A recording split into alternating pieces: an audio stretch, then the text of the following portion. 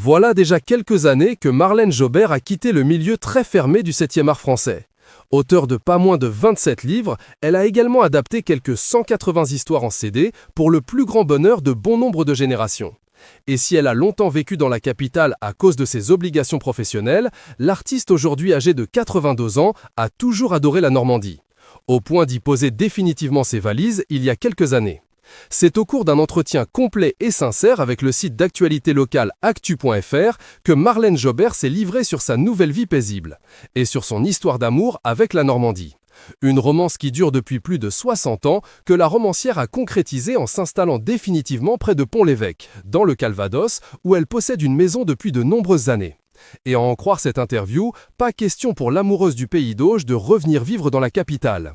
J'ai décidé d'y finir ma vie, explique celle qui a posé ses valises ici depuis le premier confinement. A post-shirt by Marlène Jobert at marlène.jobert.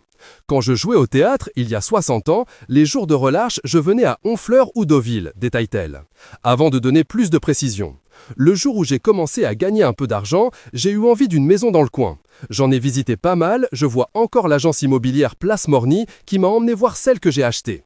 Je suis tombée amoureuse de l'endroit, de la vue, et la star de Passagers de la pluie, le très célèbre film de René Clément, de poursuivre avec tendresse.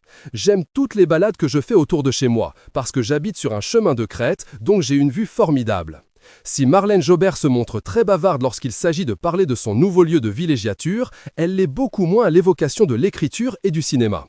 Et quand nos confrères lui elle demandant si elle écrit en ce moment, elle répond simplement par la négative, ajoutant même avoir envie d'autre chose.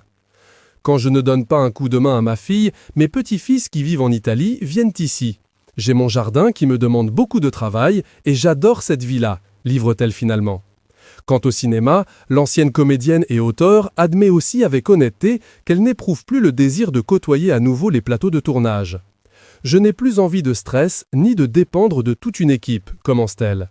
Avant de poursuivre, parce que c'est cela finalement, dans le cinéma, on dépend complètement du talent. Quand c'est du talent, c'est formidable, mais quand c'est de la médiocrité, c'est emmerdant. Et Marlène Jobert de conclure, on dépend trop des autres. C'est pour cela que j'ai aimé être auteur pour la jeunesse, parce que je ne dépends que de moi-même.